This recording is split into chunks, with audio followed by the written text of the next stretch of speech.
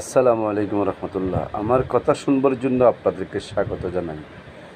ঢাকা বিশ্ববিদ্যালয় ছাত্র সংসদ নির্বাচন, জাহাঙ্গীরনগর বিশ্ববিদ্যালয় ছাত্র সংসদ নির্বাচন এবং চট্টগ্রাম বিশ্ববিদ্যালয় ছাত্র সংসদ নির্বাচন। এই ঢাকা বিশ্ববিদ্যালয় নির্বাচনে অমোচনীয় কালে নিয়ে প্রশ্ন উঠেছিল। জাহাঙ্গীরনগর বিশ্ববিদ্যালয় নিয়ে ভোট কারচুপির নানান রকম অভিযোগ ছিল। ডাকসুতেও এই ব্যালট পেপার ছাপানোর গরমিল পাওয়া গেছে। এরকম নানান অভিযোগ থাকা সত্ত্বেও চট্টগ্রাম বিশ্ববিদ্যালয় কর্তৃপক্ষ সেই বুথ থেকে তারা সুদ না দাঁড়িয়ে তারা আবার মোচনীয় কালি দিলেন। নানান অভিযোগ এখানে রয়েছে।